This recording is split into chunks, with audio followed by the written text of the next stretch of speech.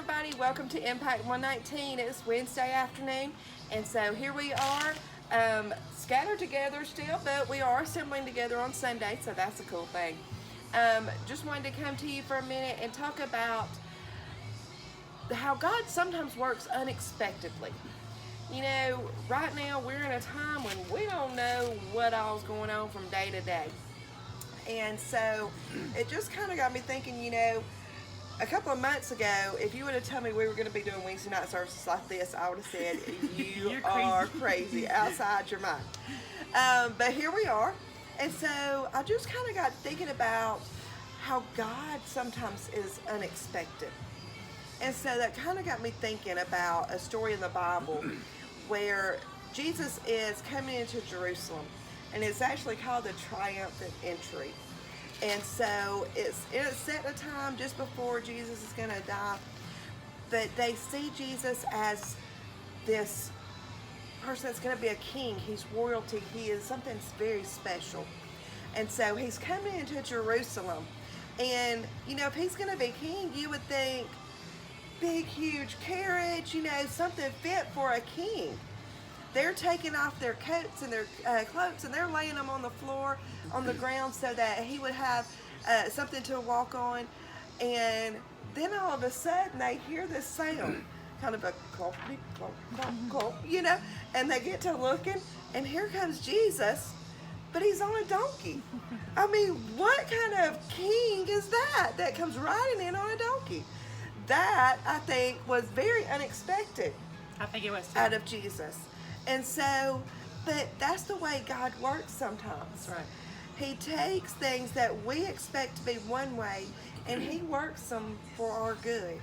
And all of that was done so that God's promises would be fulfilled. And so it had to be that way. Just like that was leading up to a time that Jesus was ultimately going to be put to death. There were people that, although there was this huge crowd that lined the streets and they gave them this huge king's welcome, there were people there that there were people that didn't like Jesus, that didn't want him to be king. But the people that lined the streets, they were being mistreated by their present leaders. Yeah. And I know their hopes were to be Jesus be king and set us free from this ruler that we have now. And of course, that wasn't God's ultimate goal. God's ultimate goal was not just to save them for that specific time, but for all eternity. That's right. And so while we may not understand what all's happening, none of this took God by surprise. No, it did not. He didn't go, oh my goodness, there's going to be a pandemic in 2020. What am I going to do about that? It's all a part of his perfect plan. It is. He will work it out for our best, for our benefit.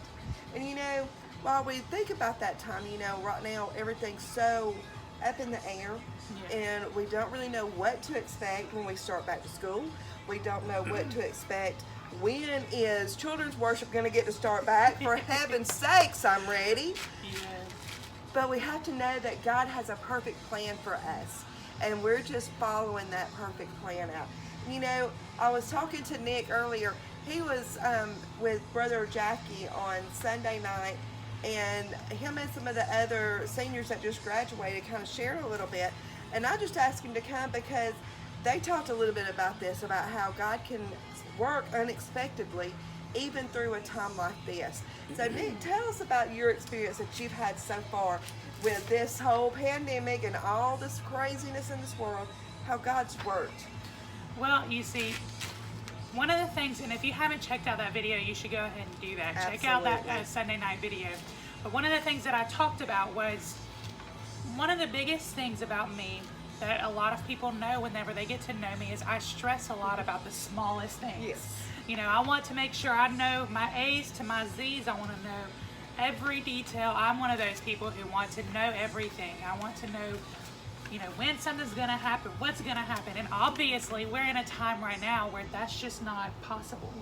No. There are so many things, like you said, they're up in the air. And so, we had different things going on. Like you guys know, in just a couple of more weeks, then I'm going to be moving on to New Orleans to be able to answer my calling into ministry and to further my education through that.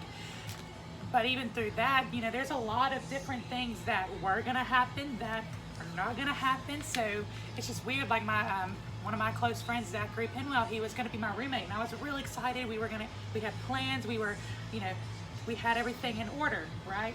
And then I got an email saying, well, we're not gonna do 2 to a room. And so it's just like those small things that keep adding up. But the cool thing about this whole process is that the Lord has really taught me about what it means to fully surrender and to fully trust. We have no control over what's happening right now, but I know who does. The one who has control over it all is the one who created the world, the one who created you and I.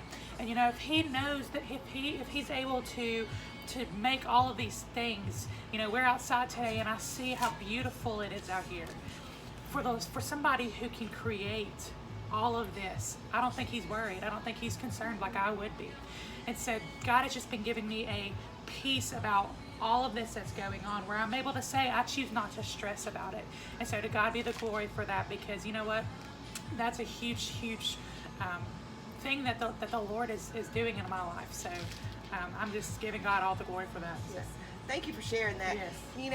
Now is a time that God can grow us and God can work in all of our lives. I think maybe not only, yes, we are learning trust like never before.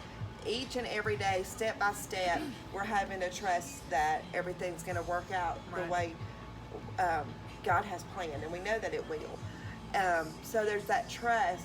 There's also that patience. Yes. I am so ready for our children's worship. And every time I run into one of you guys, that's the first thing you want to ask is, when are we going to start back our worship? And I go, I don't know. And it's just going to be a patience thing, and when school starts back, it may not start back the way you have planned or anticipated. Just be patient and trust and have that peace and that calmness, because we know that God loves us.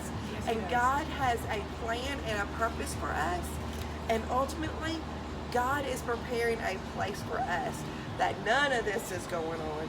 That's perfect, and it is going to be amazing. And that's the ultimate end goal, is that when we accept Jesus Christ, we know that we have a place in heaven with him when that time comes. So you know what, meanwhile, while we're here, trust Jesus, depend on him, allow him to give you the peace that you so need, and just go day by day sharing his love with others, because people need to know about his love, and allow him to work in unexpected ways that we don't always understand. That's right. And be okay with that. Yes.